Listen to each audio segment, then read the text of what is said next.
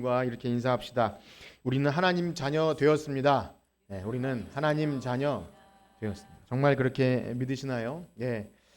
우리는 계속해서 이 주일 아침에 우리가 믿는 영원하신 삼위 하나님께서 우리 죄인들을 구원해 주시는 그 구원에 관하여 함께 살피고 있습니다. 특별히 성경은 이 구원에 관하여서 만세 전부터 하나님께서 계획하신 그 구원 계획을 마침내 2000년 전 예수님이 이 땅에 오시고 십자가 지심으로 다 이루셨다고 그렇게 말씀하지만 이제 우리 각각 개인, 여러분 저를 포함한 모든 신자에게 있어서는요, 성령님께서 그 구원을 날마다 이루시고 적용해 나가십니다.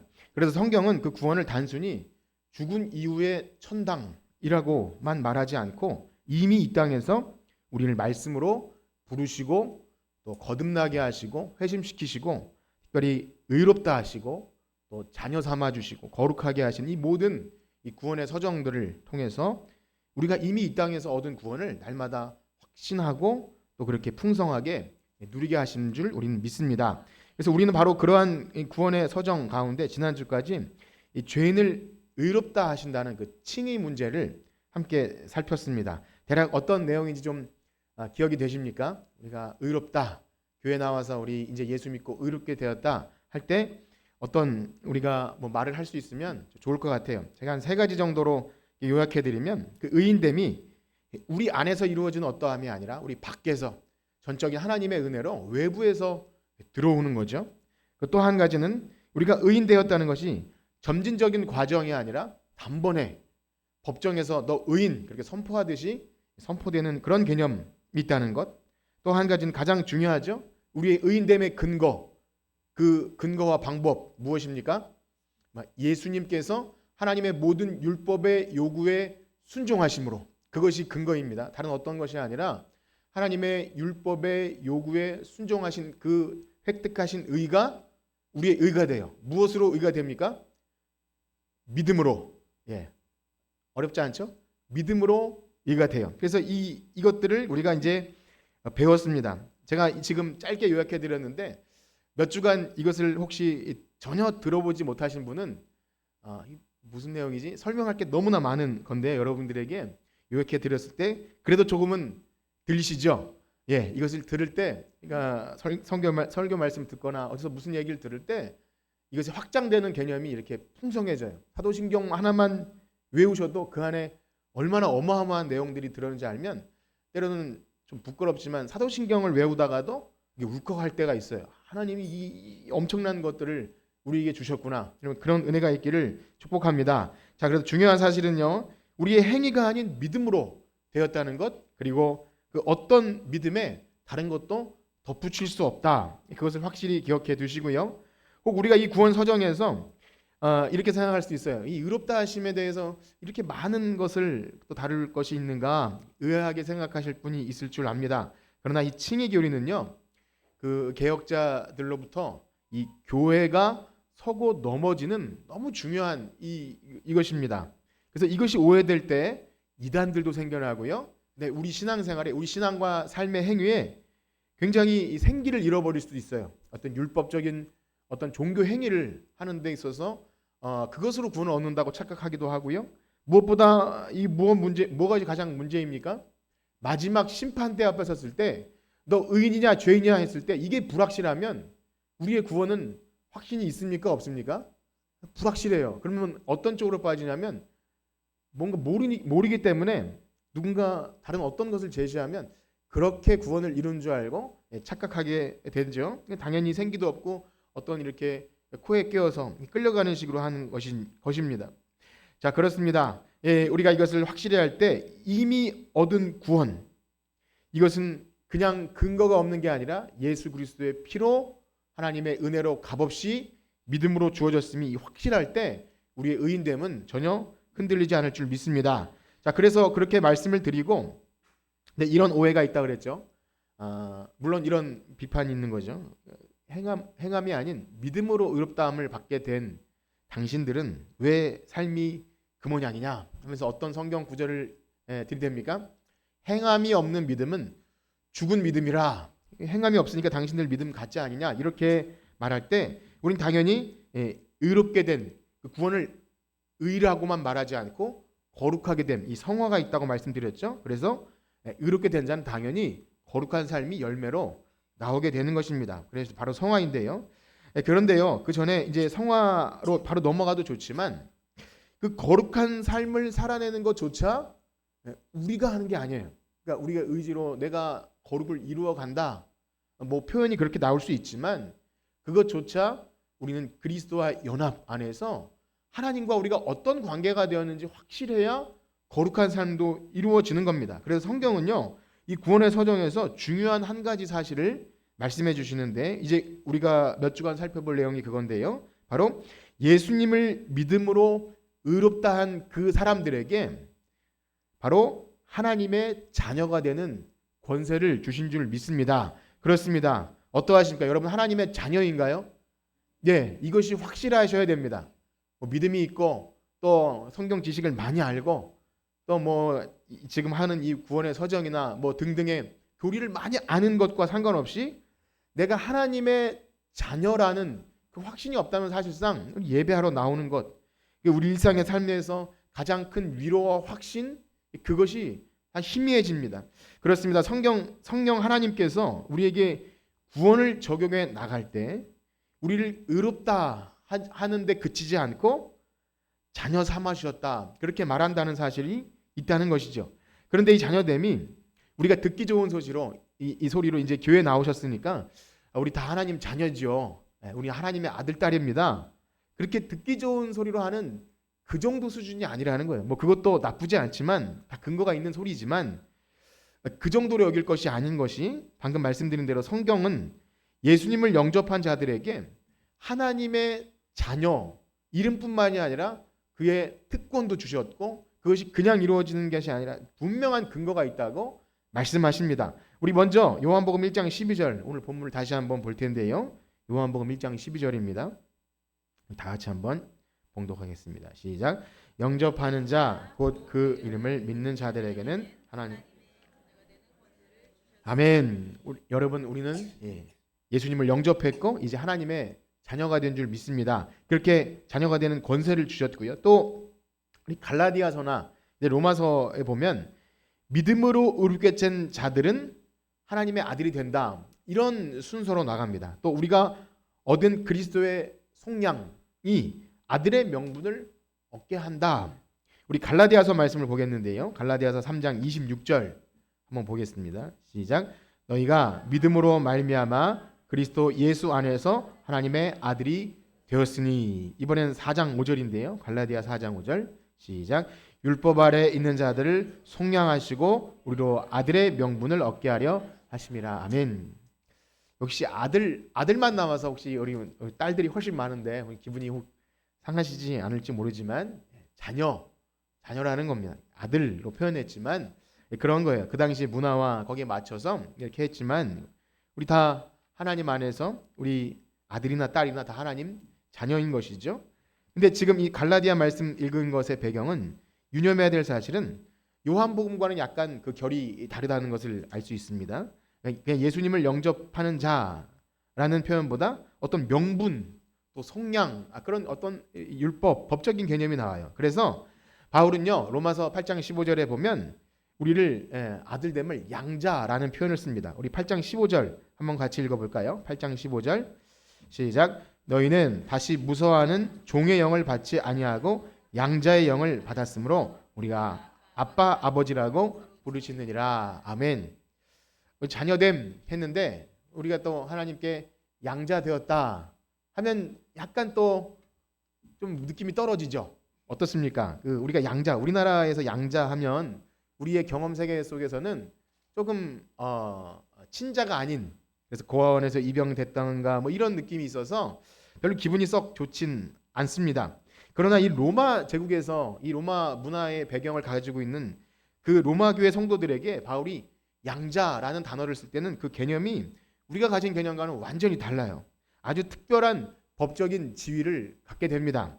자, 이 얘기는 좀 이따가 다시 좀 더 드리기로 하고요. 중요한 사실은 뭐냐면 성경이 우리 구원받은 신자들에게 있어서 의인된 자들에게는 이렇게 양자되었다, 자녀되었다라고 구원의 한 국면으로 딱 못 박아서 얘기한다는 겁니다. 그래서 저는 지난주에 칭의를 마무리하면서 이 칭의 다음에 이 오해받을 수 있기 때문에 성화, 삶으로 어떤 그런 것으로 넘어갈 필요가 있지만 성경은요, 우리 의인된 자과 삶과 관련해서 좀 법적인 딱딱한 개념으로 자꾸 의인을 법정적 선포 개념으로 말했기 때문에 약간 딱딱한 느낌이 있을 수 있어요. 그래서 너 의인 되었으니까 의무적으로 선을 행해라, 이런 느낌이 있을 수 있는데, 그것이 아니라 억지로 끌려가는 게 아니라 특별한 관계가 생긴다는 거예요. 이 의인에 멈추는 것이 아니라, 의인도 어마어마한 겁니다.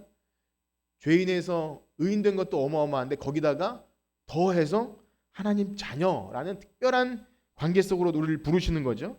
사실 우리가 교회 오래 다녔다고 할지라도 지금 말씀드린 대로 의인, 자녀, 이것을 이렇게 구분지어서 설명하는 것을 잘 들어보지 못한 분들이 아마 대부분일 것입니다. 저도 뭐 두루두루 듣던 내용이지만 뭐 이걸 구분할 필요가 있나? 우린 다 하나님의 의인이고 자녀입니다 하면 우리가 막 아멘 하고 엄청 기분 좋은 거잖아요. 하나님 자녀 되었고 의인 되었고 신부 되었고 뭐 친구가 되었고 다 좋은 표현입니다 라고 생각할 수 있는데, 오늘 말씀드리고자 하는 것은 이 구원받은 성도들에게 있어서 의인에 멈추는 것이 아니라 자녀라고 하는 것은 특별한 목적이 있는 거예요. 그 이유와 목적이 있다는 것이죠. 또한 이것을 아는 것이, 우리가 이제 말씀드린 대로 우리는 의인 또 자녀, 이거 개념이 살짝 다른 거야, 뭐 이렇게 안다는 것이 우리가 뭐 뭘 아는 것을 드러내는 것이 아니라 성경이 말하는 구원의 이 다양함을 알 때 누려지는 풍성함이 있다는 거예요. 전에 몰랐을 때보다, 우리가 뭐 전에 그 과일 예도 들었고 했지만 먹어본 사람만 아는 특별함이 이 우리가 구원에 관한 지식을 알 때 더 풍성히 누려집니다. 그러므로 우리가 성경 말씀을 통해서 이런 구원의 풍성한 내용을 이 주일 오전 아침 시간에 듣는다는 것을 여러분 귀히 여기시길 축복합니다. 이 듣는다는 건 너무나 귀중한 거예요. 물론 그냥 나와 앉아 있기만 해도 그냥 편안한 어떤 것도 좋을 거예요. 마음이 편안해지고 예배당에만 앉아 있어도 마음이 편해져. 뭐 그것도 나쁘지 않지만 자칫 자기 소견에 옳은 대로의 평안함을 추구할 수 있어요. 우리 주일학교 성경학교 그 주제가 여호와 샬롬인데요. 하나님의 말씀이 없이는 진정한 샬롬이 없는 겁니다. 자기 소견에 옳은 대로 그냥 내가 좋은 것, 내가 편안한 것, 느낌 좋은 것, 복 주시는 것, 그러면 다른 신이어도 상관이 없게 됩니다. 그러나 우리를 권하신 하나님에 관한 지식은요, 우리를 영생으로 이끌어요. 요한복음 17장 3절 말씀 한번 보실까요? 요한복음 17장 3절 시작. 영생은 곧 유일하신 참 하나님과 그가 보내신 자 예수 그리스도를 아는 것입니다. 아멘. 영생하면 영원토록 죽지 않고 쭉 사는 거라고 단순하게 생각할 수 있지만 성경은 분명히 영생이 유일하신 참 하나님과 그가 보내신 자 예수 그리스도를 아는 것이라고 말해요. 이 알미라는 것, 단순한 지식을 얘기하는 게 아니겠죠. 삼위 하나님께서 우리의 구원을 어떻게 계획하시고 준비하셔서 참 복잡한 과정을 통해 아들 예수님을 때가 참에 여자에게서 나게 하셨고, 또 십자가에서 죽는 이 대속의 사건이 오래전 그 구약 때부터 준비된 그 대속의 원리 안에서 또 대표의 원리와 모든 또 언약 안에 묶어 두셔서 이것을 했다는 것을 우리가 그냥 지식이 아닌 거예요. 이것을 우리가 알 때, 야, 우리가 얻은 구원이 그냥 주어진 것이 아니구나. 이 풍성함, 이것이 여러분들에게 성령께서 이 지식을 통해 감동하실 줄 믿습니다. 자, 그렇다면 여러분들에게 이렇게 한번 묻겠습니다. 어떤 한 사람이 하나님 자녀가 어떻게 될 수 있죠? 네. 한 사람이 어떻게 하면 하나님 자녀가 될 수 있습니까? 네. 간단한 건데도 제가 이렇게 갑자기 물어보면 좀 대답하기 어려우시죠? 그렇다면 한번 이렇게 말씀드려 볼게요. 우리 인간, 이 육신이 살아가는 이 땅에서 한 사람이 어느 집, 어느 부모님의 자녀가 되는 방법은 무엇입니까? 이것도 엄청 쉬운 건데, 뜬금없이 설교 시간에 물어보면 당연히 아는 것도 뭐 심오한 대답이 있을 것 같아서 대답 못 하시는 경우도 있죠. 그런데 뭐 당연하게 무엇입니까? 태어나는 거잖아요. 그냥 우리가 의도하지 않았는데 그 집에서 태어나는 방법이 있고요. 또 한 가지는 뭐가 있을까요? 양자로 입양되는 거 하나 있어요. 그 집에 내가 실제 육신을 통해서 나지 않았지만 법적으로 이렇게 뭐 주민등록을 떼어보면 뭐 선택적으로 가릴 수 있지만 어떻게 이렇게 전입되었는지 이렇게 뭐 동거인지 뭐 이렇게 보면 나오겠지만 법적으로는 그 친자이지요. 이렇게 입양됐을 때. 자, 그래서 마찬가지로 성경은 우리로 하여금 성령 안에서 태어남이라는 그런 개념으로서 자녀됨을 말하고요. 또 한 가지는 법적으로 죄인, 원래는 죄인이었는데 마귀의 자녀였는데 이제는 하나님이 하신 그 일 때문에 그 근거를 가지고 의인 되어서 그 의가 이제 새로운 법적 지위를 얻어서 자녀 되었다. 이렇게 말합니다. 또 이렇게 말씀드리면 좀 복잡하신가요? 성경은요, 우리가 예수 믿으면 단순히 난 지금 교회 나왔으니까 자녀예요, 그렇게 말하지 않고 확실한 내용과 근거를 가지고 그렇게 말하는 것입니다. 즉 자녀됨에 있어서 요한복음에서는요, 거듭남, 그래서 니고데모에게 그렇게 말씀하시죠. 사람이 거듭나지 아니하면 하나님 나라에 갈 수 없느니라. 그래서 거듭남을 얘기해요. 중생은 다시 태어나는 겁니다. 우리의 육신에서 다시. 그래서 니고데모가 그렇게 묻죠. 내가 이렇게 늙었는데 다시 엄마 뱃속에 어떻게 들어갔다 나옵니까? 이렇게 물었던 것처럼 그 말 자체는 그냥 진짜 태어나는 거예요. 자, 그런데 오늘 이 구원의 서정에 있어서는요, 의롭다 여김 받은 자는 법적인 지위 안에서 양자 되었다고 그렇게 표현하는 거죠. 그러므로 우리가 예수를 믿고 하나님 자녀 되었습니다라고 할 땐 일반적인 의미에서 거듭남 얘기하는구나라고 볼 수 있고요. 또 다른 측면에서는요, 양자됨, 우리가 잘 쓰지 않는 용어일 수 있지만 사실 우리가 잘 써야 되는 용어입니다. 양자됨이라고 말할 때는 이거는 절대 아무도 변개할 수 없는, 누구도 시비 걸 수 없는 법적인 지위를 얻었구나, 이런 측면이 강조된다는 거예요. 그래서 오늘 우리가 함께 나누는 구원 서정에 있어서 양자됨은요, 갈라디아서나 로마서에서 우리가 읽은 것처럼 법적인 명분이 확실하다. 그래서 우리 갈라디아 4장 5절을 다시 한번 읽어볼까요? 갈라디아 4장 5절입니다. 시작. 율법 아래 있는 자들의 죄를 아들의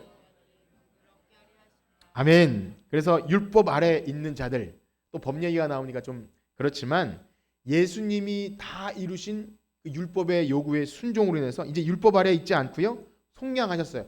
핏값으로 우리를 사셨습니다. 이제 그래서 우리의 호적이 바뀐 거예요. 마귀의 자식에서 하나님 자녀로 예수님 때문에 명분을 얻은 거예요. 확실한 명분. 즉 어떤 한 죄인이 더 이상 마귀에게 속한 것이 아니라 그리스도의 핏값으로 확실한 변화가 일어났기 때문에 아무도 시비 걸 수 없는 거죠. 그렇습니다. 로마서가 기록된 당시에 이 로마가 지배하던 세계는요, 양자라는 말을 쓸 때 우리가 오늘날 인식하는 어떤 뭐 입양되고 고아원에서 이렇게 양자된 뭐 이런 것과는 완전히 차원을 달리합니다. 우리가 생각하는 양자 입양은 왠지 불쌍하고 그래서 좀 서자 같고 눈치 보는 그러한 개념이지만 로마 제국에서 이해되어지는 양자는요, 확실한 법적인 지위 때문에 친자식이나 다름이 없어요. 어떤 재산을 상속하거나 아니면 자기가 지위를 행사하는 어떤 것, 그 아이의 진짜 출신, 그 부모가 누구인지 얼굴 색이나 신분과 아무 상관없이 양자로 입양되기만 하면 그 로마에서는 그냥 친자랑 똑같은 거예요. 로마법도 그러할진데 하나님이 우리를 양자로 자녀 삼으셨다고 한다면 이 어마어마한 지위가 그냥 우리 것이 되는 거예요. 그럼 믿으십니까? 아무도 시비를 걸 수 없는 겁니다. 양자 되었다고 해도 여러분 너무 섭섭해하지 마세요. 친자 아니고 양자 좀 그렇다 이렇게 여기지 마시고, 거듭남을 이야기할 때는 확실한 다시 태어남이 있는 것이고, 양자됨 할 때는 그런 의미가 있는 거예요. 원래 마귀였던 자녀를 예수 그리스도의 순종으로 의롭게 되었다는 확실한 근거, 우리의 의인된 확실한 근거를 기반으로 자녀가 된 것이죠. 그래서 우리 개혁주의 신앙 고백을 따르는 이 장로교회가 고백하는 웨스트민스터 대요리 문답, 웨스트민스터 대요리가 있고 소요리가 있는데 먹는 그 요리는 아닙니다. 큰 요리 작은 요리가 아니라 좀 내용이 길어서 대요리가 있고 또 소요리 문답이 있어요. 우리 교회에서 세례 받고 입교하려면 그것을 이제 배웁니다. 수요일에는 하이델베르크 요리 문답을 하고, 근데 그런 게 있어요. 그런데 이 웨스트민스터 대요리 문답에는요, 이 구원의 서정이 있어서 칭의와 성화 그 가운데 양자됨, 양자됨은 무엇입니까? 그렇게 물어요. 본 적 있으십니까? 한번 보여드리려고요. 웨스트민스터 대의문답 74문에 보면 양자됨은 무엇입니까? 라고 물어요. 여러분은 여기 세례를 받고 임직을 하려면 이 물음에 대답할 수 있으셔야 했습니다. 예, 한번 답을 보여드릴게요. 양자됨 한번 읽어보겠습니다. 너무 작게 제가 나눠드렸는데 가능한 보일 수 있는 대로 한번 읽어볼게요. 양자됨 시작. 양자됨은 하나님께서 독생자 예수 그리스도 안에서 그리고 그분 때문에 값없이 베푸신 하나님의 은혜. 여기까지 우리가 들은 바가 있기 때문에 좀 알겠죠. 예수 그리스도 안에서 값없이 베푸시는 은혜입니다. 자, 이제 이것으로 읽겠습니다. 시작. 이것으로 하나님께서 의롭다함을 받은 모든 사람들을 자기 자녀로 받으시며 자기 이름을 그들에게 두시고 자기 아들의 영을 그들에게 주십니다. 아멘. 자, 마지막 또한 시작. 또한 그들로 자기의 부성적 돌보심과 다스림을 받게 하시고 하나님의 아들들의 모든 자유와 특권들을 누리게 하시고 모든 약속들을 받을 상속자요 그리스도와 더불어 아멘. 어떻습니까? 이 내용이 좀 딱딱하긴 해도 이 하이델베르크 요리문답보다 좀 딱딱해도 이 우리 믿음의 이 선배님들이 이것을 작성할 때 얼마나 심혈을 기울여 성경 말씀을 모으고 모아서 이걸 했는지 몰라요.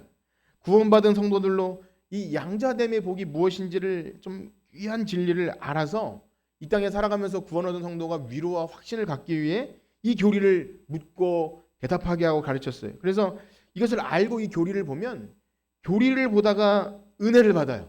그러니까 이 교리는 딱딱한 게 아니라 정말 막 은혜가 돼요. 그런 은혜가 있기를 축복합니다. 저도 이것을 보면서 너무 내용이 귀하다라는 생각이 들어요. 그냥 예를 들면 의무적으로 이것을 배우고 공부하기 위해서 했다면 이 어려운 용어다 생각하겠지만 우리가 이제 몇 주 이 의인됨, 그 다음에 양자됨 이런 것들이 성경에서 말하고 있다는 것을 알고 이것을 요약한 것을 딱 보면 그냥 확신이죠. 위로와 확신.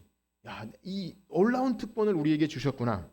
어떠하십니까? 우리가 자녀, 하나님 자녀라는 사실을 생각할 때 이 특별함과 감사와 기쁨이 있으십니까? 예, 이것이 있는 자가 예수님 믿는 자입니다.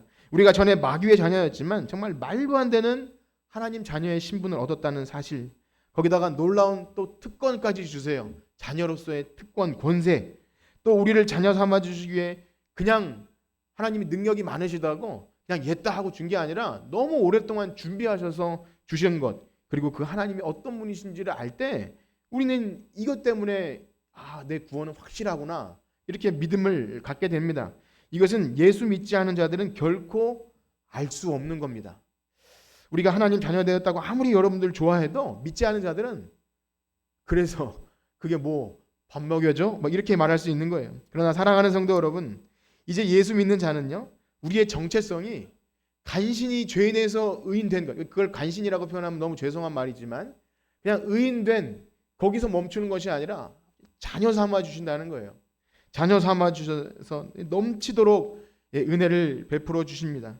이 사실을 분명히 알고 그 사랑 관계 안에서 이 복들이 무엇인지를 분명히 알 때 이것 때문에 살아가는 거예요. 우리가 신앙생활하는 이 모든 근거는 하나님 우리 아버지 되시고 나는 자녀이지.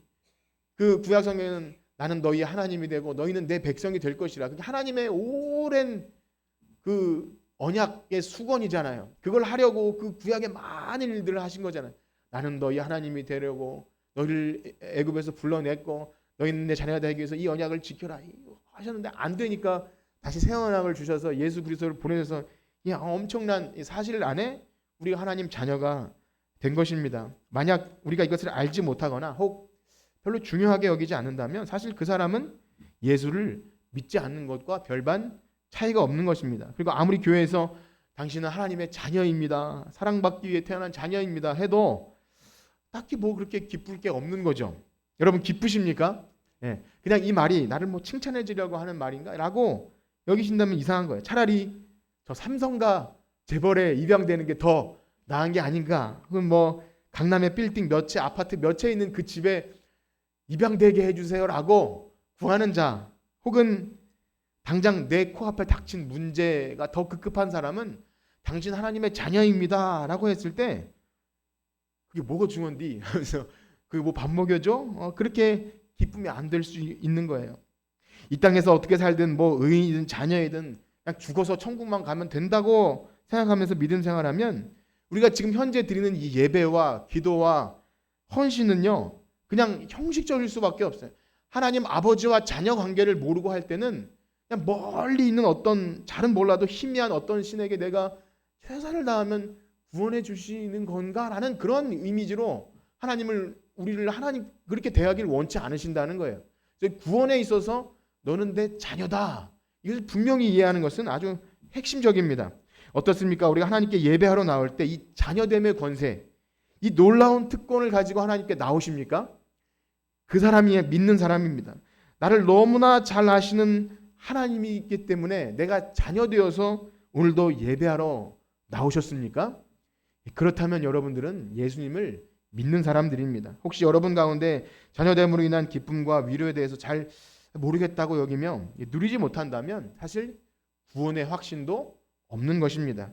내가 전에 어떤 존재였는데 나와 같은 자를 하나님 자녀 삼으셨을까? 또 어마어마한 과정을 통해 자녀 되게 하셨고 그 하나님이 어떤 분이신지를 잘 모른다는 거죠. 그 이유에 있어서 그것에 대해서 뭐 원래 관심이 없을 수도 있고 또 때로는 교회에서 잘 안 가르쳐 줄 수도 있고 가르쳐 줬지만 저는 그런 거 몰라도 됩니다라고 해서 못 배웠을 수도 있겠죠. 근데 어떤 것이 원인인지 모르겠지만 이것에 대한 확신이 없다면 우리의 신앙생활은 생계가 없습니다. 그러면 여러분 예배 시간에 졸지 않고 잘 들으셔야 합니다. 이것을 안 듣고 편안히 주무시다가 돌아가면 그건 금방 끝나요. 시험 들어요. 이것을 이 믿음의 지식을 제대로 갖고 있지 못한 상태에서 어떤 외적인 것으로 만족감을 느끼고 있으면 그냥 어린아이처럼 이상한 것에 시험이 들어요. 그것은 원래 그 성향일 수도 있지만 이 확고한 자녀됨의 이 확인이 없으면 진짜 자녀는 뭐라고 해도 안 나가요. 그렇습니다. 우리가 계속해서 새벽에 예레미야 말씀을 보는데요. 최근에 그런 말씀이 있었어요. 하나님 사람들이 헛된 우상에게 절하고 헛된 자랑을 하고 그 빠지는 근본적인 원인 여러 가지가 있지만 그 근본적인 원인을 뭐라고 하냐면 도대체 우리가 믿는 하나님이 어떤 분이신지를 잘 모른다는 거예요. 그 유다 백성이 하나님이 우리를 어떻게 인도하셨고 우리에게 어떻게 이 땅을 주었는지 잘 모르기 때문에 그 하나님을 시시하게 여겨서 그 이방 사람들이 섬기는 우상에게 이게 복 줄 것이다. 이게 좋을 것이다. 그렇게 다른 어떤 은혜를 구하게 된다는 겁니다. 그래서 예레미야가 너무 답답해서 그 헛된 우상은 너희들이 돌 쪼아서 만들고 나무를 이렇게 깎아서 만든 우상 아니냐. 말도 하지 못하고 이동할 때 너희들이 둘러매고 가는 걷지도 못하는 그것에 대하고 절하고 그러냐라고 막 책망을 하다가 갑자기 예레미야가 어디로 시선을 돌리냐면 여호와여 주와 같은 신이 또 어디 있습니까? 이렇게 하나님을 찬양해요. 이게 뭐죠? 예레미야는 다른 어떤 우상보다 하나님이 얼마나 위대하고 높으신 분이라는 사실에 압도당한 거예요. 하나님이 우리를 얼마나 사랑하시고 이 미물과 같은 우리에게 언약을 하시려고 자꾸만 찾아와서 노크를 하시면서 나는 너희 하나님이 되고 너희 내 백성이 되어야 해. 사람들은 관심도 없고 듣지도 않는데 계속 이러시는 하나님 앞에 그 사람 앞에 너무 할 수가 없는 거예요. 그래서 하나님 너무 위대하십니다. 그렇게 말할 때 어디 다른 데 눈을 돌리지 못하는 거죠. 여러분 그렇습니다. 하나님을 분명히 할 때 우린 다른 곳에 눈을 돌릴 수 없습니다. 여러분 한번 예를 들어 생각해 보세요. 내 옆에 있는 귀한 아내, 자녀, 아내가 얼마나 귀하고 소중한 존재라는 것을 알 때 참 나와 같이 냄새나고 청소도 잘 못하고 참 사랑도 없고 그런 자와 함께 살아준다는 사실 앞에 아침에 일어날 때마다 새롭고 기쁜 거 아니에요. 원래는 방구석에서 혼자 뒹굴러야 하는 나인데 어떤 자매가 옆에 이렇게 산다는 것 자체가 하나님의 놀라운 은혜이면 다른 데 눈 돌릴 수가 있겠습니까? 다른 어떤 뭐 아름다운 여인이나 이게 눈 돌릴 수가 없는 이상한 쓰레기 같은 짓을 할 수 없는 거지 않습니까? 바로 그런 거예요. 얼마나 귀하다는 것을 알 때 그렇습니다. 우리가 하나님의 자녀가 되는 어떤 자격이 있습니까? 없잖아요. 우리가 하나님 앞에 어떤 대단한 성과를 내든지 어떤 다른 사람보다 더 옆에 있는 사람보다 내가 하나님 앞에 더 어떤 자녀가 될 만한 자격이 있는 사람이 여기 어디 있습니까?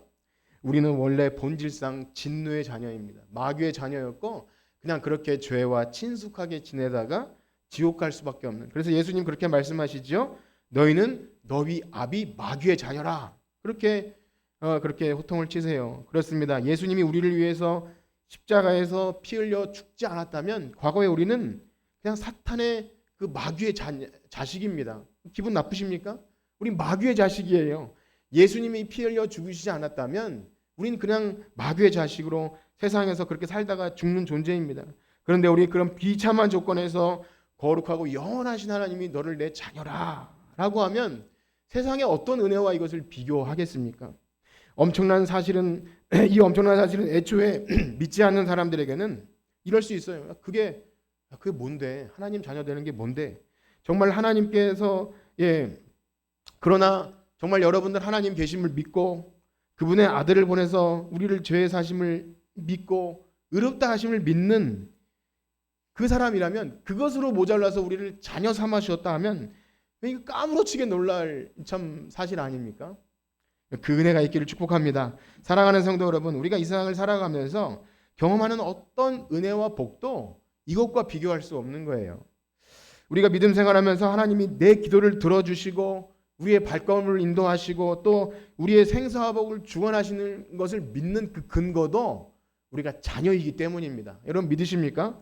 근본적인 원인이 자녀이기 때문에 우리가 하나님을 아버지라고 부르면서 기도하는 겁니다. 그렇게 하나님을 아버지라고 부를 때 하나님께서 독수리 날개로 그 자식을 품으시듯이 기가 막힌 웅덩이 속에서도 우리를 쫓아오시는 분이 바로 하나님이십니다. 이제 다음 주에 조금 나눠서 이 자녀됨의 특권을 조금 더 말씀드리고자 하는데요. 이 하나님의 자녀됨의 가장 대표적인 특권이 무엇입니까? 여러분 우리가 기도할 때 어떻게 기도하죠? 처음에 주기도문 어떻게 시작합니까? 하늘에 계신 우리 아버지요. 이렇게 시작해요. 기도는 아버지 하나님께 드릴 수 있는 거예요. 기도는 성령님께서 우리 안에 계셔서 무슨 일을 하십니까? 하나님을 아빠, 아버지라고 부르게끔 우리가 자녀임을 인식시켜 주세요. 성령님이 하시는 일이 그겁니다. 그래서 우리가 기도에 대해서 배우고 이렇게 하는 것 너무 중요한데 가장 근본적인 기도의 가장 아주 근본적인 우리가 기도할 수 있는 자격은요. 하나님을 아버지라고 부르면 그냥 끝나는 거예요. 우리가 부모님께 내가 구한 것을 이렇게 형식과 격식을 갖춰서 서론과 본론과 결론과 이것을 해서 잘 해야 하나님이 우리 기도를 들으십니까? 그냥 우리 급박한 순간에 아빠 하고 부르는 것처럼 자녀이면 그런 거예요. 그래서 이 기도라는 특권은요, 우리가 내 소원을 아뢰고 뭐 기도에 응답이 있고 이 차원이 아니라 이 자녀됨의 권세가 확실한 사람만 기도하게 되는 줄 믿습니다. 그래서 우리가 부르기도 전에 우리의 필요를 다 아셔요. 하나님을 아버지라고 부르기만 해도 그냥 주여 그렇게 불러도 기도는 다 끝난 거예요. 여러분 믿으시나요? 자녀에게만 이 권세가 있는 것입니다. 그렇습니다. 구원은 이렇게 이 땅에서 시작되는 거예요. 이미 하나님이 우리를 아버지 되시고 그분의 자녀로서 특권을 생생하게 누리고 경험할 때 나 더 이상 이 세상의 마귀의 자녀 아니구나. 내가 혹 죄를 져도 혹은 내가 자녀로서 좀 나쁜 짓을 해도 우리가 이 법적인 지위가 확실하기 때문에 흔들리지 않는구나. 방종하고 나태하는 것이 아니라 이것 때문에 내가 사는구나. 여러분 어떻습니까? 이것이 확실합니까? 단순히 이것은 구원의 서정에 있어서 뭐 칭의가 있고 양자됨이 있고 이것을 배우는 것에 지나는 그런 것이 아닙니다. 만약 이것을 모른다면 자녀됨의 특권을 누리지 못하면 사실상 우리 신앙생활에 생기가 있을 수 없어요. 그냥 의무적으로 율법적으로 코에 끼워서 내가 직분은 받았고 했으니까 그냥 지옥 갈까 봐 그렇게 하는 거는 자녀가 하는 것이 아닙니다. 그래서 로마서 배경에 양자가 된다는 것은요. 거의 우스운 집안에선 일어나지 않아요. 로마의 총독이나 여러분 로마의 원로원이라는 좀 집단이 있는데 그 원로원이나 황제의 집에만 양자가 되는 거예요. 우스운 집안에는 양자도 없어요.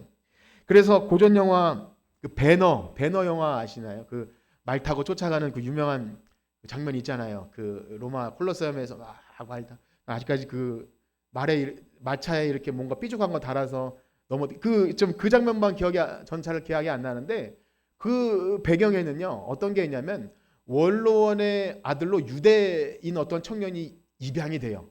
그런데 그가 엄청난 지위와 권세를 얻고 자기 마을로 돌아가는 그런 배경이 있습니다. 사람들이 되게 부러워하고 그거 참 내려놓을 수 없는 특권이죠. 나중에는 뭐 예수님을 따라서 뭐 이렇게 하는 내용이 나오는데 지금 말씀드리고자 하는 것은 이 로마의 병의 자녀라는 권세는요, 우리가 삼성과 재벌과는 비교할 수 없는, 강남에 빌딩 몇 채 가진, 가끔씩 그런 말하는 자매가 있어요.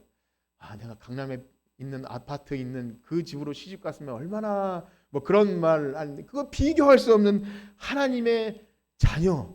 이건 정말 너무 놀라운 특권 아닙니까? 여러분들이 어디 가서 정말 집에 참 부모가 빵빵한 집안의 아이들 보면 이렇게 구김도 없고 얼마나 당당합니까? 내가 밥 살게 하는 그런 것 있지 않습니까? 물론 이 자녀됨도 미래적으로 남겨진 측면이 있습니다. 그러나 의인됨이 법적인 개념으로 완전히 선포된 것처럼 흔들림이 없는 것처럼 자녀됨도요, 이게 법적으로 하나님이 선포해 주시기 때문에 내가 혹 자녀로서 좀 이렇게 못 살아도 전혀 흔들림이 없습니다. 어떻습니까, 여러분? 하나님의 자녀된 것이 가장 행복하십니까?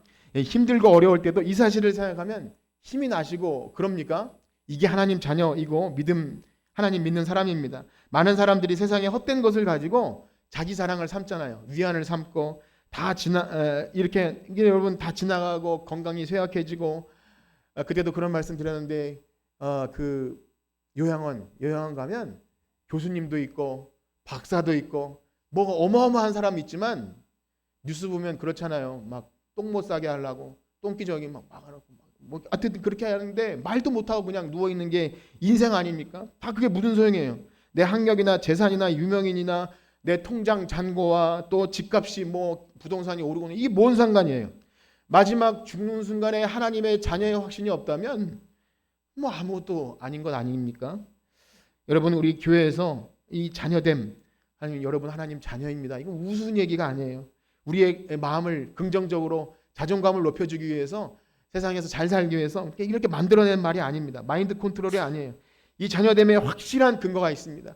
예수 그리스도의 완전한 순종으로 말미암아 의인된 자에게만 주시는 이 자녀의 특권, 여러분 이것을 확실히 알고 누리시기를 축복합니다. 바라기는요, 우리 교회 모든 성도님들이 이 구원에 있어서 자녀됨의 복이 무엇인지를 더 알기를 바라는데요, 이 복 때문에 아침에 일어날 때도 행복하고 또 어려운 시험 당할 때도 내가 하나님 자녀다, 이것 때문에 반드시 건져주리라는 믿음 때문에 또 일어서고, 혹시 우리의 육신의 환경과 우리 육신의 부모의 부족함이 보인다 할지라도 이 하나님 아버지가 완전하시기 때문에 그것으로 인해 또 감사와 기쁨이 나오길 축복합니다. 그리고 마지막 우리의 육신이 영원한 하나님 나라에 갈 때까지 이 자녀됨의 권세로 인해서 이 땅에서 풍성한 하나님과의 교제를 누리시는 여러분들 되시기를 주님의 이름으로 축복합니다. 아멘. 기도하겠습니다. 하나님 감사합니다. 우리에게 허락하신 구원은 우리가 매일 배우고 또 듣고 들어도 너무나 새롭고 신비합니다. 이 신비한 구원의 비밀을 알아가는 것이 우리의 기쁨이 되게 하여 주시옵소서. 내 평생의 소원, 대속해 주신 사랑을 간절히 아는 것이 우리의 소원이 되게 하여 주시옵소서. 우리를 죄의 자리에서 마귀의 종에서 하나님 자녀 삼아 주신 그 은혜를 찬양하는 우리 모두가 되게 하여 주시옵소서. 예수님의 이름으로 기도합니다. 아멘.